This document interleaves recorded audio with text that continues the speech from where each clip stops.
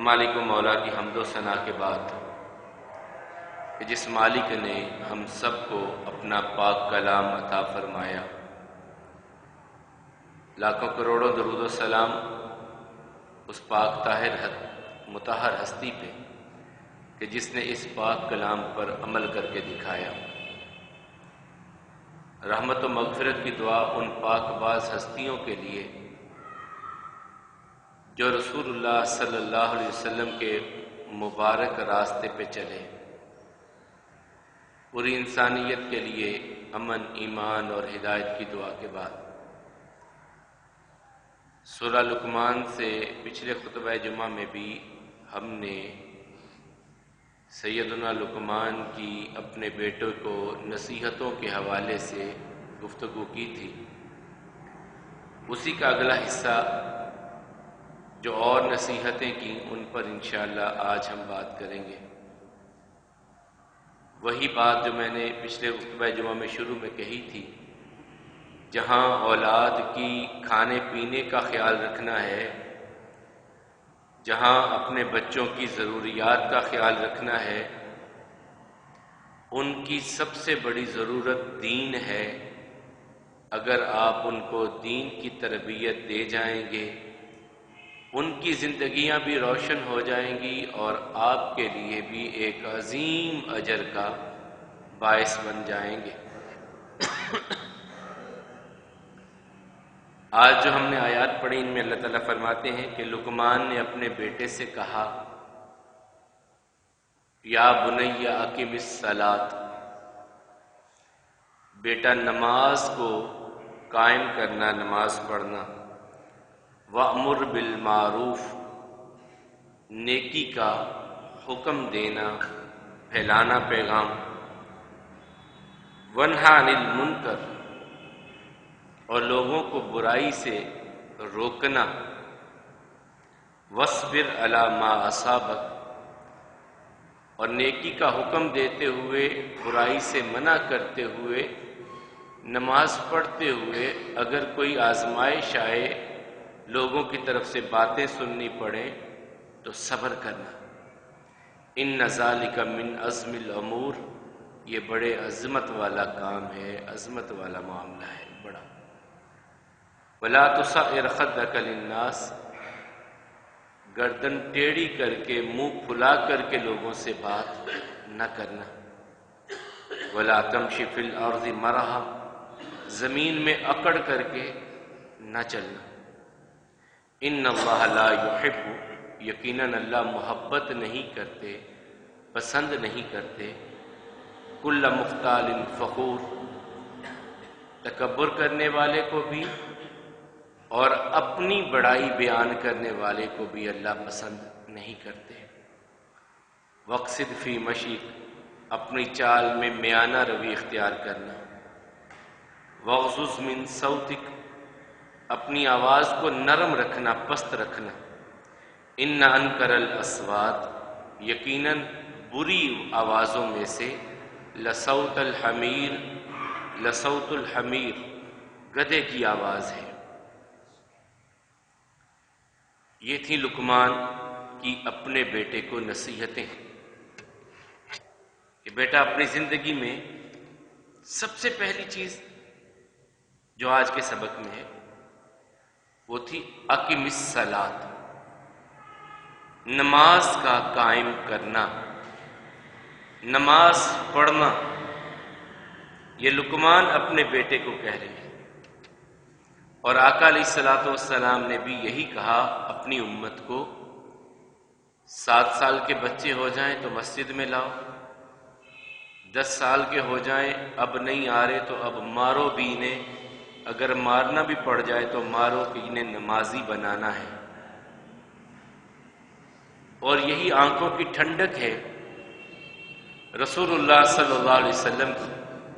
فرماتے جعلت قرۃ عینی فی الصلاۃ، اللہ نے میری آنکھوں کی ٹھنڈک نماز میں رکھی ہے۔ رسول اللہ صلی اللہ علیہ وسلم فرماتے ہیں اللہ نے میری آنکھوں کی ٹھنڈک نماز میں رکھی ہے۔ اور نماز ایک ایسی چیز ہے کہ جب انسان کمال حضوری کے ساتھ اپنے رب کے سامنے کھڑا ہوتا ہے اور اپنے رب کو اپنی حاجتیں سنا رہا ہوتا ہے اور اپنے رب سے ہم کلام ہوتا ہے، اس کی پہلی جو فاتحہ ہے اگر اسی پہ انسان غور کر لے، اور فاتحہ سے پہلے جو رسول اللہ صلی اللہ علیہ وسلم دعا پڑھتے تھے جسے ہم دعائے استفتاح کہتے ہیں، کہ کس طرح ہاتھ باندھ کر کے اللہ سے دعا کرتے، یا اللہ میرے اور میرے گناہوں کے درمیان اتنی دوری کر دے جتنی مشرق سے مغرب دور ہے۔ یہ رسول اللہ صلی اللہ علیہ وسلم ہاتھ باندھتے اور دعا پڑھتے، اللہم باعد بینی وبین خطایایا کما باعدت بین المشرق والمغرب، جتنا مشرق سے مغرب دور ہے میرے گناہوں کو اتنا مجھ سے دور کر دے، میرے گناہوں کو پانی کے ساتھ دھو دے، اولوں کے ساتھ، برف کے ساتھ، میری خطائیں معاف کر دے۔ یہ کتنی خوبصورت دعائیں ہیں جو ہم نماز میں کھڑے ہو کر کے اپنے رب کے سامنے مانگ رہے ہوتے ہیں۔ پھر فاتحہ کے بارے میں صحیح مسلم کی اس حدیث کو اگر لے لیں جس میں رسول اللہ صلی اللہ علیہ وسلم فرماتے ہیں، اللہ تعالیٰ کہتے ہیں قسمت الصلاۃ بینی و بین عبدی، میں نے نماز کو اپنے بندے اور اپنے درمیان تقسیم کر لیا ہے، بانٹ لیا ہے نماز کو اپنے اور اپنے بندے کے درمیان۔ جب بندہ کہتا ہے الحمدللہ رب العالمین تو اللہ تعالیٰ کی طرف سے جواب آتا ہے حمدنی عبدی، اب میں کہتا ہوں کہ میرے بندے نے میری حمد کہی ہے۔ کہتا ہے الرحمن الرحیم، اللہ تعالیٰ جواب دیتے ہیں مجدنی عبدی، میرے بندے نے میری بزرگی بیان کی ہے۔ ادھر انسان پڑھتا جا رہا ہے، ادھر سے جواب آتا جا رہا ہے، جواب آتا جا رہا ہے۔ پھر جب ایاک نعبد و ایاک نستعین، اللہ کہتے ہیں یہ میرے اور میرے بندے کی آپس کی بات ہے، یہ ہم دونوں کی آپس کی بات ہے۔ بندہ اقرار کرتا ہے یا اللہ تیری ہی عبادت ہے اور تیری ہی طرف سے میں تجھ سے ہی میں مدد مانگتا ہوں، تو اللہ تعالیٰ کہتے ہیں یہ میری اور میرے بندے کی آپس کی بات ہے۔ پھر کہتے ہیں ولی عبدی ما سأل، میرا بندہ جو مانگتا ہے میں اسے عطا کرتا ہوں، جو مانگتا ہے۔ نماز کا پڑھنا اور اولادوں کو لانا، لقمان اپنے بیٹے کو یہ نصیحت کر رہے ہیں۔ کبھی عیسیٰ علیہ السلام کا تذکرہ سورہ مائدہ میں جا کر کے پڑھیے، سورہ مریم میں پڑھیے۔ عیسیٰ علیہ السلام دنیا میں آئے، ماں پریشان، اب کیا جواب دوں قوم کو؟ تو اس وقت کہا کہ تم نے بات نہیں کرنی مریم، بیٹا بات کرے گا۔ یہی قوم کے سامنے قوم نے کہا کہ یہ کہاں سے آیا؟ تو تو بڑے اچھے خاندان کی تھی، تیری تو شادی نہیں ہوئی، بچہ کہاں سے آ گیا؟ اشارہ کیا اور کہا انی نذرت للرحمن صوما، میں نے اللہ کے لیے روزہ رکھا ہے، میں بات نہیں کروں گی۔ بچہ کیسے بات کرے گا؟ عیسیٰ علیہ السلام نے اس وقت کہا انی عبداللہ آتانی الکتاب وجعلنی نبیا وجعلنی مبارکا، اللہ نے مجھ کو نبی بنایا، میں اللہ کا بندہ ہوں، مجھے اللہ نے کتاب عطا کی، مجھے اللہ تعالیٰ نے پھر فرمایا اللہ نے مجھے حکم دیا نماز پڑھنے کا، نماز کا حکم دیا، جب تک میں زندہ ہوں نماز کا حکم دیا۔ اور رسول اللہ صلی اللہ علیہ وسلم کی آخری وصیت امت کے لیے تھی کیا؟ کبھی اسی پہ ہم غور کر لیں۔ بیمار ہے، شدید بیمار، اتنے کہ ایک دن دل چاہا کہ مسجد میں آؤں، حضرت علی اور عباس رضی اللہ عنہما کو بلایا، ان کے کندھوں پہ ہاتھ رکھ کے لے کے مسجد آنے لگے۔ کمزوری اتنی تھی کہ آقا کریم علیہ السلام کے قدم مبارک زمین پہ اس طرح لائنیں بناتے ہوئے آ رہے تھے۔ اس کمزوری میں بھی نماز کا خیال ہے، مسجد کا خیال ہے، اس بیماری میں بھی، تکلیف میں بھی، اذیت میں بھی نماز اور مسجد کا خیال ہے۔ اور آخری بار جب جمعرات کے دن مغرب پڑھا کر کے واپس گئے اور مغرب میں والمرسلات عرفا کی تلاوت کی ہے، رسول اللہ صلی اللہ علیہ وسلم نے جو باقاعدہ طور پہ جماعت کروائی، یہ جمعرات کی مغرب تھی۔ والمرسلات پڑھ کے چلے گئے، نماز پڑھا کے چلے گئے۔ اب عشاء کا وقت ہوا تو آواز دے کے پوچھا عائشہ، جی یا رسول اللہ صلی اللہ علیہ وسلم، اصلی الناس، لوگوں نے نماز پڑھی؟ نہیں یا رسول اللہ صلی اللہ علیہ وسلم، وہ تو آپ کا انتظار کر رہے ہیں کہ آپ آئیں گے تو نماز پڑھائیں گے۔ اچھا، پانی ڈالو ٹب میں، پانی ڈالا، غسل کیا، چلے مسجد کی طرف، لیکن کمزوری اتنی کہ مسجد کی طرف آیا نہیں گیا۔ کچھ دیر بعد افاقہ ہوا، دوبارہ پوچھا، لوگوں نے نماز پڑھی؟ کہا نہیں پڑھی۔ پھر پانی منگوایا، غسل کیا، پھر مسجد آنے لگے، نہیں آیا جا سکا، 3 بار ایسا ہوا۔ پھر کہا مرو ابا بکر فلیصلی بالناس، ابو بکر سے کہو کہ لوگوں کو نماز پڑھائیں۔ یہ نہیں کہا کہ میں بیمار ہوں تو اس وقت بھی نماز کا خیال ہے، اور آخری دن میں تو خاص طور پہ کہا الصلاۃ ما ملکت ایمانکم، میری امت کو بتلا دو کہ نماز کا خیال رکھیں، اور جن کے ان کے دائیں ہاتھ مالک ہیں، ان کے ملازمین ہیں، ان کے خدام ہیں، ان کے جو ان کے تصرف میں ہیں، جن کے یہ مسئول ہیں، ان کا خیال رکھیں۔ تو یہی لقمان اپنے بیٹے کو کہتے ہیں یا بنی اقیم الصلاۃ، بیٹے نماز پڑھنی ہے۔ ہم نے بھی اپنی اولادوں کی یہ تربیت کرنی ہے، ان کی گٹی میں ڈالیے کہ ہم نے اپنے رب کے سامنے جانا ہے، اور یہی تو پہلی چیز ہے جس کے بارے میں قیامت کے دن سوال کیا جائے گا۔ پہلے سوال پہ انسان صحیح جواب بن جائے تو آگے آسانیاں ہو جاتی ہیں، اور یہی بات ایک حدیث مبارکہ میں رسول اللہ صلی اللہ علیہ وسلم نے فرمایا کہ جس کی نمازیں مکمل ہیں اس کو اللہ تعالیٰ نور بھی عطا کریں گے، حجت بھی عطا کریں گے، اور اس کے لیے آسانیوں کا معاملہ بھی ہوگا۔ نماز مکمل نہیں ہے، اللہ نور بھی نہیں عطا کریں گے، دلیل بھی نہیں ہوگی، اور کوئی برہان، کوئی کامیابی اس انسان کے لیے نہیں۔ اس کے بلاوے پہ کبھی انسان غور کر لے کہ کتنے خوبصورت الفاظ ہیں اس میں، حی علی الفلاح، تم کامیاب ہونا چاہتے ہو دنیا کے لوگوں، سنو، جہاں پہ تم ہو وہاں کامیابی نہیں ہے، کامیابی یہ ہے کہ اپنا سر اپنے رب کے سامنے جھکا لو، یہاں کامیابی ہے۔ ہم نے جہاں خود نماز کے لیے آنا ہے، اپنی اولادوں کی تربیت کیجیے۔ یہ لولے لنگڑے بہانے کہ ہم رات لیٹ سوئے تھے، صبح لیٹ اٹھے تھے، دکان پہ مصروف تھے، فلاں کام تھا، فلاں کام تھا، یہ بہانے اللہ کے سامنے نہیں چلیں گے، دنیا کے سامنے چل جائیں گے، دنیا کے سامنے چل جائیں گے۔ یاد رکھیے، یہ نماز کسی سے ساقط نہیں ہوتی، کسی سے ساقط کہ فلاں کی اب جو ہے وہ اس کی نمازیں معاف ہو گئیں، ایسا نہیں ہوتا۔ جب تک سانس آپ کی چل رہی ہے اور شعور اللہ نے آپ کو دیا ہے، شعور اور سانسیں چل رہی ہیں، یہ آپ پر پابندی ہے، لازم ہے۔ یا بنی اقم الصلاۃ وامر بالمعروف۔ دوسری نصیحت اپنے بیٹے کو کرتے، بیٹا نیکی کی بات پھیلاتے رہنا۔ نیکی ایک خوشبو ہے، اس خوشبو کو دوسروں کو بھی پہنچاؤ، دوسروں تک پہنچاؤ۔ نیکی ایک خوشبو ہے، دوسروں تک پہنچاؤ۔ ایک بات بھی آپ کے علم میں ہے، آپ بتا دیں، دوسروں تک پہنچا دیں، چھپائیں نہیں کسی چیز کو۔ اور یہ بھی نہ سوچیں کہ یار سب کو پتہ ہی ہے، پتہ ہو نہ ہو، آپ اپنی ذمہ داری ادا کیجیے۔ صحابہ کرام کے ایک بہت خوبصورت عمل ہوتا تھا، کبھی کوئی کہتا اچھا یار میں یہ کام آپ کو کر کے دکھاؤں، رسول اللہ صلی اللہ علیہ وسلم کیسے کرتے تھے؟ دوسرے یہ نہیں کہتے تھے ہمیں پتہ ہے، کیا ضرورت ہے، ہم نے بھی تو دیکھا ہے رسول اللہ صلی اللہ علیہ وسلم کو۔ وہ کہتے ہاں کر کے بتاؤ یار، دکھاؤ ہمیں۔ مثلا حضرت عثمان رضی اللہ تعالیٰ نے ایک دن کہنے لگے، صحابہ کرام میں بیٹھے، یار میں تمہیں وضو کر کے بتاؤں، آقا وضو کیسے کرتے تھے؟ ہاں جی کر کے دکھائی۔ پانی منگوایا اور سب کے سامنے وضو کرنے لگے۔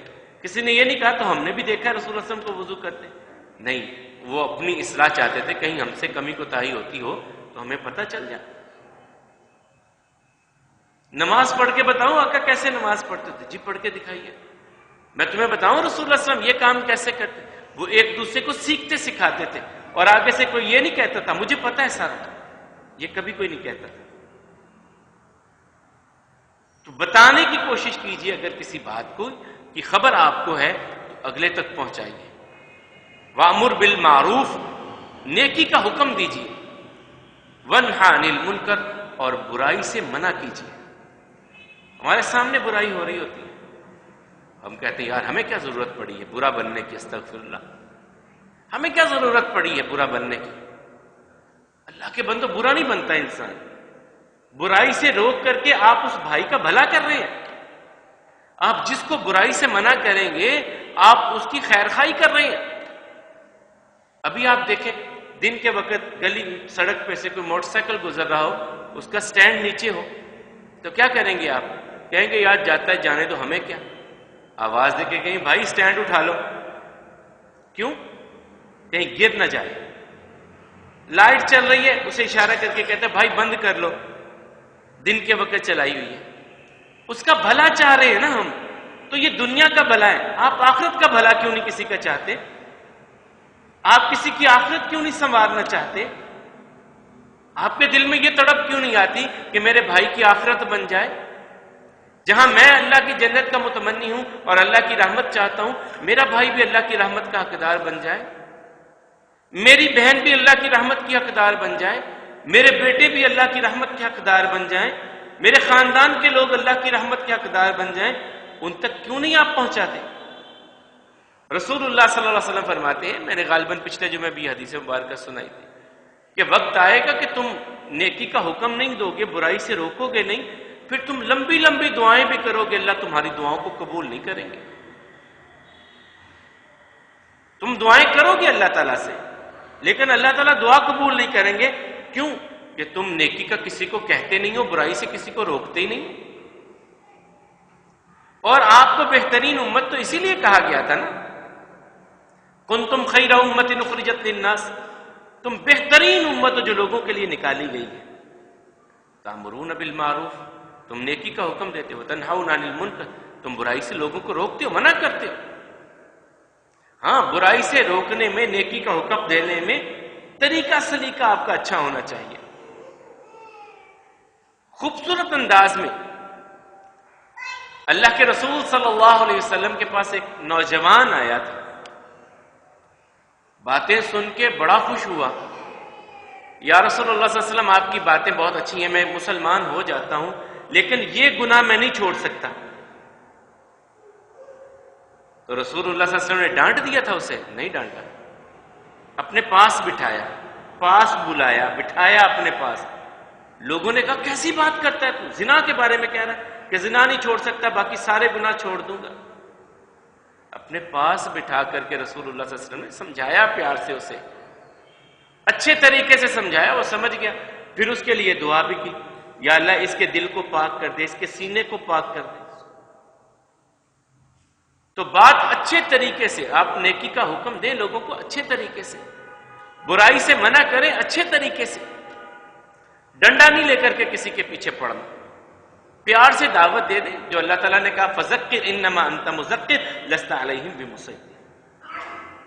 آپ کے ذمہ نصیحت پہنچانا ہے، منوانا نہیں ہے، بات پہنچا دیجئے، آپ کو ہم نے کوتوال نہیں بنایا، اگر عمل کریں گے تو اپنا فائدہ، نہیں کریں گے آنا تو ہمارے پاس ہے، ہم حساب لے لیں گے ان سے۔ وَانْہَ عَنِ الْمُنْکَرِ، تیسری چیز بیٹا برائی سے لوگوں کو روکنا، منع کرنا۔ وَاصْبِرْ عَلَىٰ مَا أَصَابَكَ، جب نیکی کا حکم دو گے، برائی سے منع کرو گے، لوگ بہت کچھ کہیں گے، تمہارا مذاق بھی اڑایا جائے گا، تمہیں بہت کچھ کہا جائے گا، لیکن وہاں صبر کر جانا، صبر کرنا وہاں پر۔ یہ انبیاء کرام کی خوبی کمال کی ہوتی، قومیں کیا کیا کچھ کہتی تھی اور وہ کیسا صبر کرتے تھے، کیسا صبر کرتے تھے۔ وَتَوَاصَوْا بِالصَّبْرِ وَتَوَاصَوْا بِالْحَقِّ وَتَوَاصَوْا بِالصَّبْرِ، حق پہ بلانا ہے، اور اس کی پاداش میں اگر تمہارے متعلق کچھ باتیں کریں تو صبر کر جانا، سہ جانا۔ یہاں بھی لقمان اپنے بیٹے کو کہتے ہیں بیٹا نماز، نیکی کا حکم، برائی سے منع کرنا، وَاصْبِرْ عَلَىٰ مَا أَصَابَكَ إِنَّ ذَلِكَ مِنْ عَزْمِ الْأُمُورِ، یہ عظیم کاموں میں سے ایک کام ہے، اس میں صبر کرنا، لوگوں کی باتوں کو سہ جانا، برداشت کر جانا۔ اب رسول اللہ صلی اللہ علیہ وسلم کی ایک واقعہ سنا کے اگلی بات کرتے ہیں. کیا کچھ نہیں کہا تھا عبداللہ بن ابی نے رسول اللہ صلی اللہ علیہ وسلم کو. سردار تھا منافقوں کا، رئیس المنافقین. رسول اللہ صلی اللہ علیہ وسلم کی پہلے دن سے آخری دن تک مخالفت کرتا رہا. عائشہ رضی اللہ تعالیٰ عنہ پہ الزام لگانے والوں میں.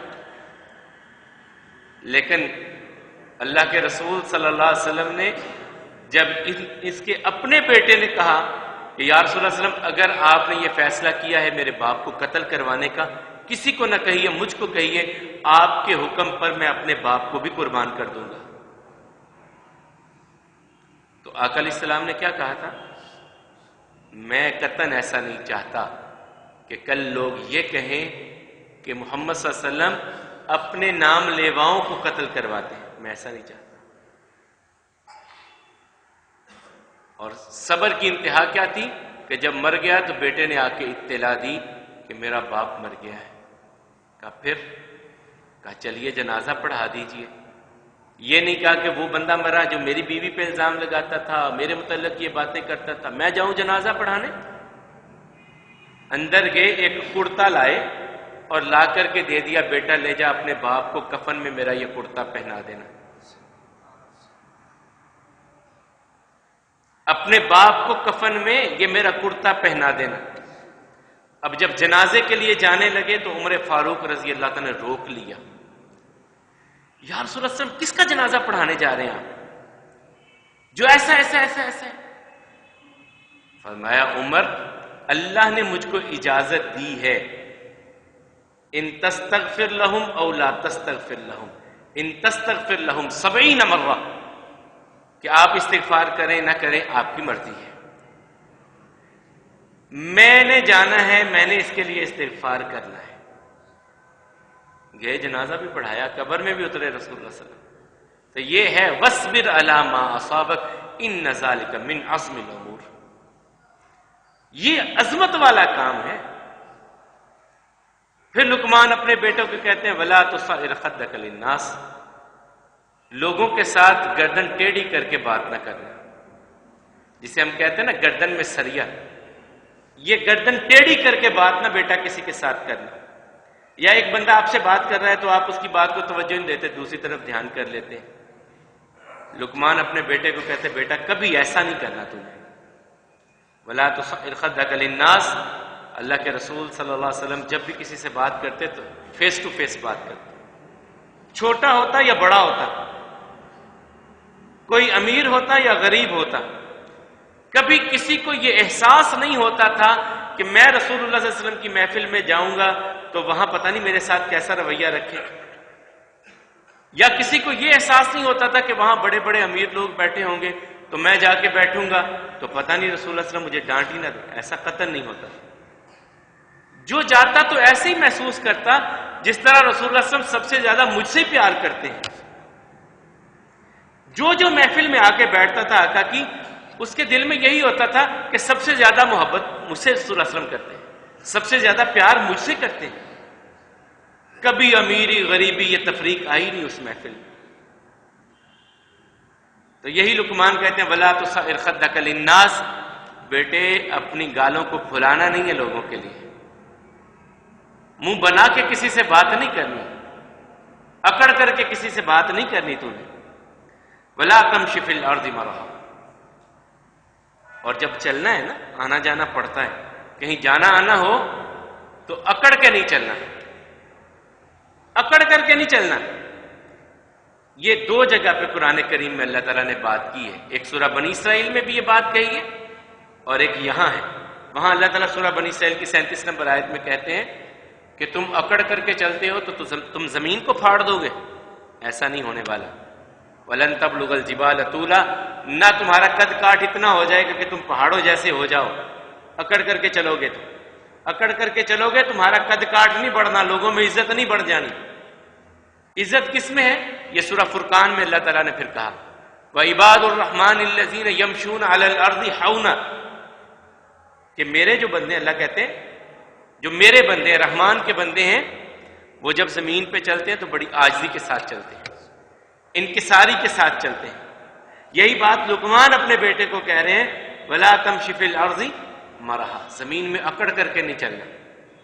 اور آقا علیہ الصلوۃ والسلام کی چال کے بارے میں کہتے ہی ایسے ہیں، تھوڑا سا آگے کو جھک کے چلتے آقا، تھوڑا سا آگے کو جھک کے چلتے، یوں ایسے کر کے اور بازو یوں کھول کر کے کبھی ایسا نہیں ہوا. عاجزی کی چال چلنا، انکساری کی چال چلنا، متانت و سنجیدگی کی چال چلنا، یہ ایمان کا تقاضا ہے. اور یہی تربیت ہم نے اپنی اولاد کی کرنی ہے. وَلَا تَمْشِ فِي الْأَرْضِ مَرَحًا، اکڑ کر کے زمین میں نہیں چلنا.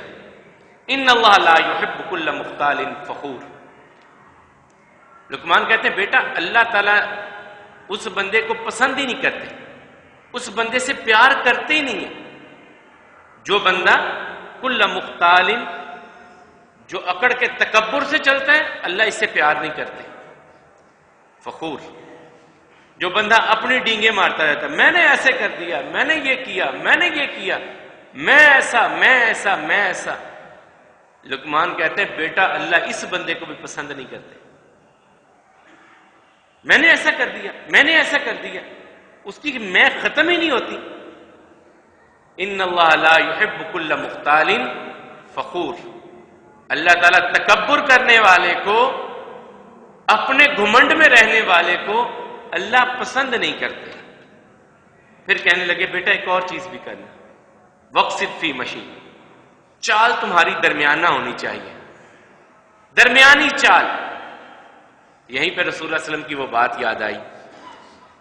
نماز پڑھا رہے تو بعض اوقات ہوتا ہے نا، ہم سن رہے قاری صاحب اب تلاوت مکمل کرنے لگے، ہم پیچھے سے ہم بھاگ کے آتے ہیں جلدی جلدی رکعت نہ چلی جائے، اور آ کر کے صف میں شامل ہوتے ہیں. رسول اللہ صلی اللہ علیہ وسلم نے اس سے سختی سے منع کیا. ایسا بھاگ کر کے دوڑ کر کے نہ آیا کرو، اطمینان کے ساتھ چل کے آیا کرو. جو نماز جماعت سے مل گئی اسے جماعت کے ساتھ ادا کر لو، جو رہ گئی وہ بعد میں ادا کر لو، اپنی نماز مکمل کر لو. لیکن یوں بھاگ کے آئے، سانس پھولائے اور اللہ سانس بھی، کیا ہے بھائی آپ کس کے سامنے کھڑے ہونا جا رہے ہیں؟ اللہ تعالیٰ کے سامنے. پورے اطمینان کے ساتھ آئیے، پوری توجہ کے ساتھ اس کے سامنے کھڑے ہوئیے. کس ذات کے سامنے آپ کھڑے ہیں یہ تصور تو کیجئے. تو لقمان اپنے بیٹے کو کہتے ہیں وقصد فی مشیک، بیٹا میری یہ تمہیں نصیحت ہے کہ اپنی چال میں میانہ روی اختیار کرنا، تمہاری چال درمیانی ہونی چاہیے. اور آخری بات جو انہوں نے اپنے بیٹے سے کہی، کہنے لگے وغضض من صوتک، تیری آواز نرم ہونی چاہیے، تیری آواز نرم ہونی چاہیے. یوں گلا پھاڑ کر کے نہیں بولنا، چیخ چلا کر کے نہیں بولنا، اپنی آواز کو نرم رکھو. ان انکر الاصوات لصوت الحمیر، سب سے بری آواز جو انسان کو لگتی ہے وہ گدھے کی آواز ہے. لقمان اپنے بیٹے کو کہتے ہیں بیٹا گدھے کی طرح گلا پھاڑ پھاڑ کے نہیں بولنا، آہستہ آرام سے بات کرو. اور اللہ کے رسول صلی اللہ علیہ وسلم بڑی نرم گفتگو کیا کرتے ہیں، بڑی میٹھی اور بڑی نرم گفتگو ہوتی تھی کہ بعض اوقات ایسا ہوتا صحابہ کرام کہہ دیتے یا رسول اللہ صلی اللہ علیہ وسلم اگر آپ دوبارہ دہرا دیں، تو کبھی رسول اللہ صلی اللہ علیہ وسلم یہ نہیں کہا کہ پہلے توجہ سے نہیں سن سکتے تھے، دوبارہ دہراؤں تمہارے لیے، دوبارہ کہہ دیتے. کوئی پھر کہتا نہیں یا رسول اللہ صلی اللہ علیہ وسلم ایک بار مجھے یہ بات سمجھ نہیں آئی، پھر کہہ دیتے پھر کہہ دیتے. یہ طریق ہے، یہ ہم نے اپنے بچوں کو سکھانا ہے کہ تمہاری آواز ایسے ہونی چاہیے بیٹا، نرم لہجہ، میٹھی گفتگو، گلے پھاڑنے نہیں ہے، چیخنا چلانا نہیں ہے.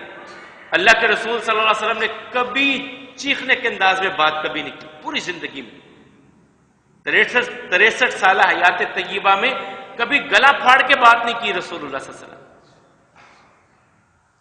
بڑی دھیمی گفتگو کرتے، بڑے اچھے انداز سے گفتگو کرتے. اسی لیے تو اللہ تعالیٰ نے کہا فَبِمَا رَحْمَةٍ مِّنَ اللَّهِ لِنْتَ لَهُمْ، یہ اللہ کا آپ پر بڑا کرم ہے کہ اللہ نے آپ کی زبان کو بڑا نرم بنایا ہے. زبان تو سب کی نرم ہے، اس میں اللہ نے ہڈی بھی نہیں رکھی کہ نرم ہی رکھو، لیکن ہم اسے تلخ کر دیتے ہیں، کڑوا کر دیتے ہیں، لفظوں کے ساتھ کڑوا کر دیتے ہیں.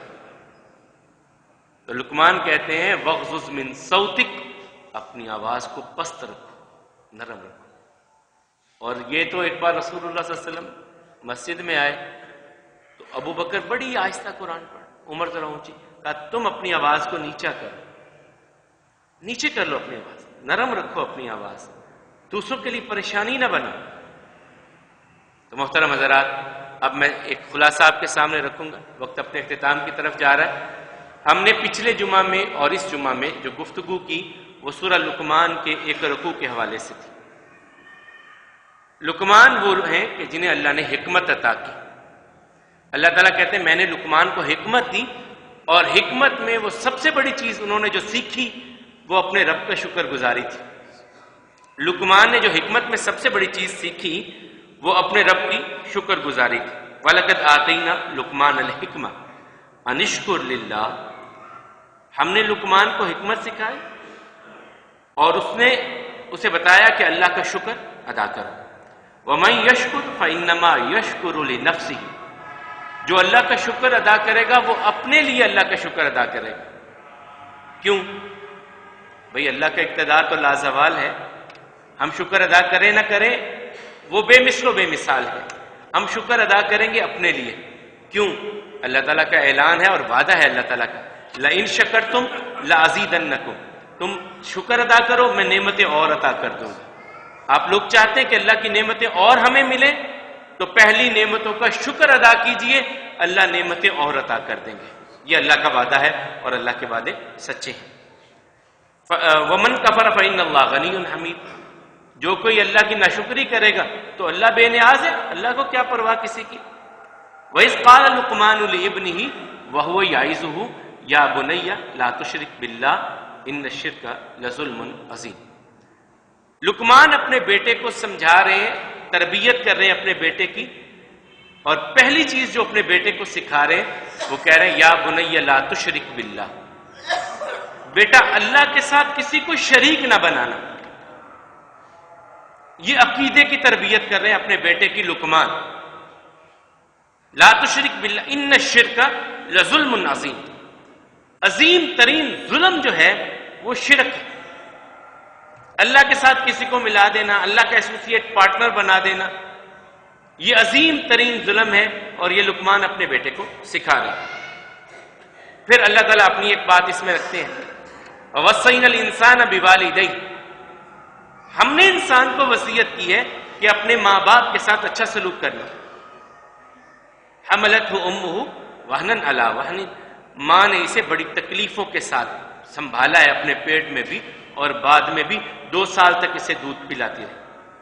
وفصالہ فی عامین، 2 سال جو ہے۔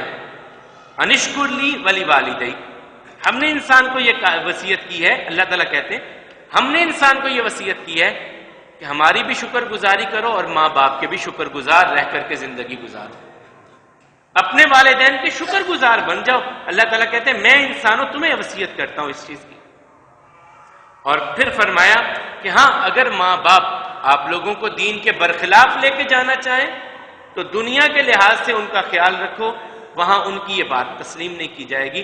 جہاں اللہ کے مقابلے میں والدین کی بات آ جائے، پھر اللہ کی بات اولیت، اللہ کے رسول صلی اللہ علیہ وسلم کی بات اولیت، ماں باپ کی بات کو پیچھے کر دینا، اس کے ماں سوا ہر حال میں والدین کی خدمت و اطاعت لازم ہے۔ پھر کہا لقمان نے اپنے بیٹے سے یا بنی انہا ان تک مثقال حبۃ من خردل، بیٹے تمہاری نیکی ہے یا برائی وہ ایک رائی کے دانے کے برابر بھی ہے، وہ آسمان کی وسعتوں میں ہے، وہ زمین کی گہرائیوں میں ہے، اللہ قیامت کے دن ان سب کو تمہارے سامنے لے آئے گا۔ وہ تمہاری اچھائی ہے، وہ تمہاری برائی ہے، تمہارا کوئی عمل ہے وہ ایک رائی کے دانے کے برابر بھی ہے، وہ کہیں پر بھی ہے، اللہ اسے تمہارے سامنے لے آئے گا۔ یقیناً اللہ تعالیٰ بڑے باریک بین اور خبردار ہیں۔ پھر لقمان اپنے بیٹے کو اور وصیت کرتے ہیں، کہتے ہیں یا بنی اقم الصلاۃ، میرے بیٹے نماز نہ کبھی چھوڑنا۔ لقمان اپنے بیٹے کی تربیت کریں کہ نماز بیٹا کبھی نہ چھوڑنا۔ وَأْمُرْ بِالْمَعْرُوفِ وَانْهَ عَنِ الْمُنْکَرِ، اور لوگوں کو اچھی بات نیکی کی دعوت دیتے رہنا، بھلائی کا پیغام پہنچاتے رہنا۔ اور برے کاموں سے لوگوں کو منع کرتے رہنا، روکتے رہنا۔ وَاصْبِرْ عَلَىٰ مَا أَصَابَكَ، تم پر تکلیفیں آئیں گی، لوگ بہت کچھ کہیں گے، لیکن صبر کر جانا، سہ جانا لوگوں کی باتوں کو۔ إِنَّ ذَلِكَ مِنْ عَزْمِ الْأُمُورِ، یہ بڑے عظیم معاملات میں سے ہے کہ لوگوں کی باتوں کو سہ جاؤ، برداشت کر جاؤ۔ پھر اپنے بیٹے کو کہتے ہیں بیٹا لوگوں سے جب بات کرنا نا تو منہ پھلا کے بات نہیں کرنی، اکڑ کے بات نہیں کرنی، لوگوں کو حقیر سمجھ کے بات نہیں کرنی۔ اب یہاں پہ وہ حدیث مبارکہ بھی یاد آئی ہے، وقت تھوڑا ہے لیکن پھر بھی میں اشارہ دے دیتا ہوں۔ رسول اللہ صلی اللہ علیہ وسلم نے ایک دن تکبر کی بات کی، اور تکبر کی بات میں آقا کریم علیہ السلام نے کہا کہ جس کے دل میں رائی کے دانے کے برابر تکبر ہوگا نا، اللہ اسے جنت میں داخل نہیں کریں گے۔ تو صحابہ کرام نے فوراً سوال کیا، یا رسول اللہ صلی اللہ علیہ وسلم، ہر انسان کی خواہش ہوتی ہے کہ میرے کپڑے اچھے ہوں، میرا جوتا اچھا ہو، میرا رہن سہن اچھا ہو، کیا یہ تکبر ہے؟ کہا نہیں، یہ تکبر نہیں ہے۔ ہر انسان جتنی اس کی ہمت طاقت ہے اچھا لباس پہنے، اچھا جوتا پہنے، کیونکہ ان اللہ جمیل یحب الجمال، اللہ خود خوبصورت ہے، خوبصورتی کو پسند کرتے ہیں۔ پھر کہا جی پھر تکبر کیا ہے؟